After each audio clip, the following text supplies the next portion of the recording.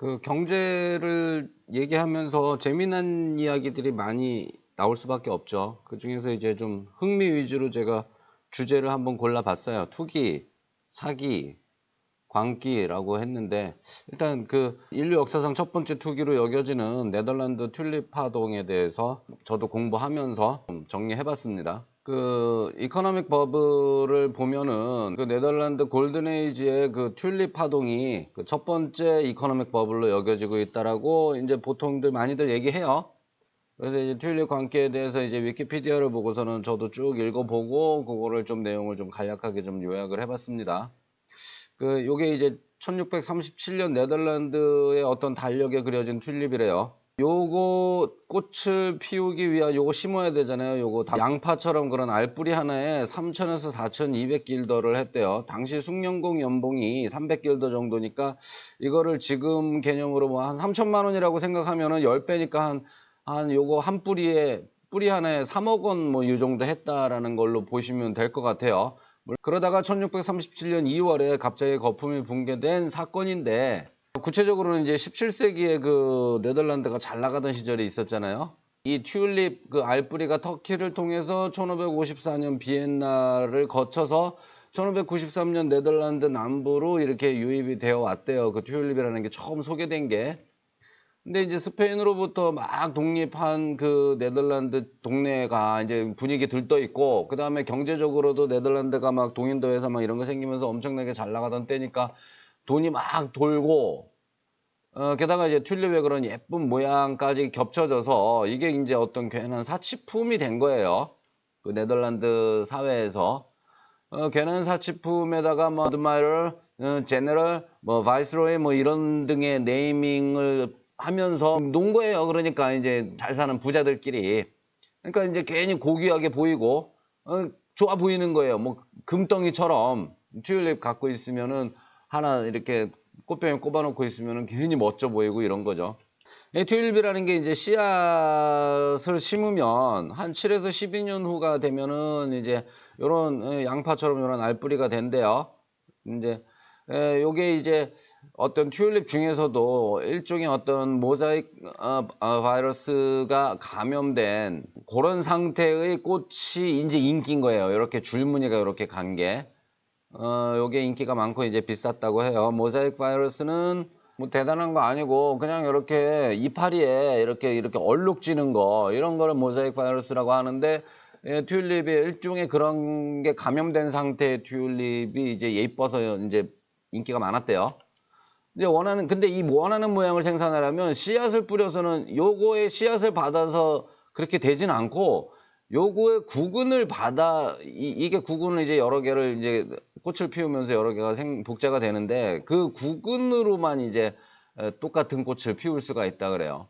그러니까 구근을 만드는데 7에서 12년이 필요하고, 그 다음에 바이러스의 번식력 저하로 시간이 또 더 필요해지다 보니 귀해진 거죠. 귀해야 가격이 오르죠. 튤립이라는 꽃이 원래 4, 5월 중 일주일 정도 피어있는 꽃인데, 꽃이 진 후 3개월 정도 알뿌리를 캐서 거래를 합니다.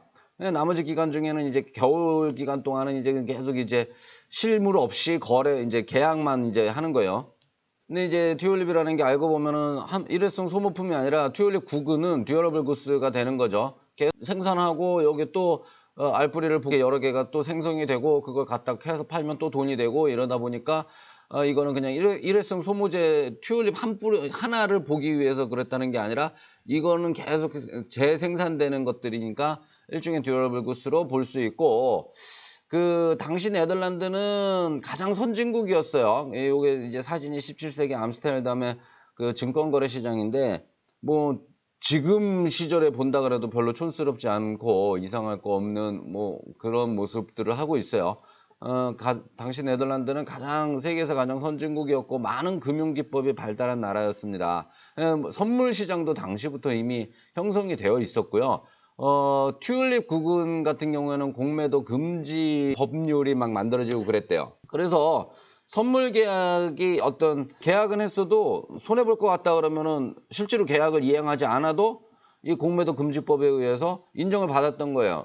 처벌 안 받아요. 위약에 대한 처벌을 안 받아도 됐던 거예요. 그러니까 위약이 가능하다고 생각을 했던 거고, 그러니까 손해볼 것 같으면 파기할 수 있다고 여겨지다 보니까 이것은 위험 없는 투자다. 그러면서 가격을 끌어올리는, 어떻게 보면 호가가 쫙 상승하는 그런 역할을 한 거예요. 1634년경에 투기꾼들이 시장에 진입을 하게 되면서 가격이 또 한 차례 폭등을 했고, 1636년에 정식 선물 시장이 설립되면서 공매도가 이제 가능해지면서 가격이 또 폭등하게 되었다고 해요.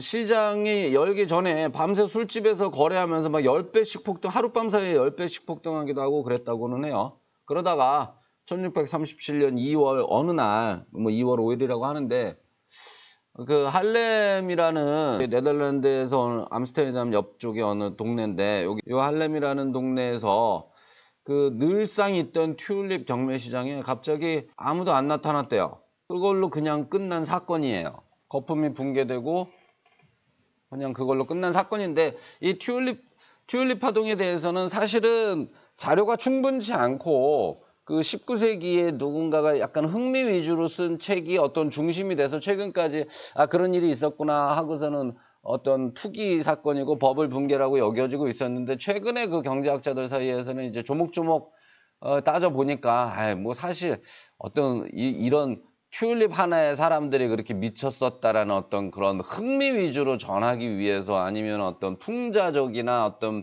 비아냥을 위해서 쓰인 소재이지, 사실상 당시에 뭐 별다른 일은 아니었다. 그냥 몇몇에 의해서 어떤 장난식으로 그냥 가격이 좀 폭등하는 것처럼 보였던, 게다가 뭐 실제로 손해 본 사람들이 소송을 걸었는데, 이 당시 네덜란드 법원에서 이 계약은 정상적인 계약이 아니라 도박판의 계약으로 보기 때문에 이거는 이행하지 않아도 된다라고 판결을 해서, 실제로 손해 본 사람도 뭐 그다지 많지 않았다고 쓰여져 있어요, 위키피디아에.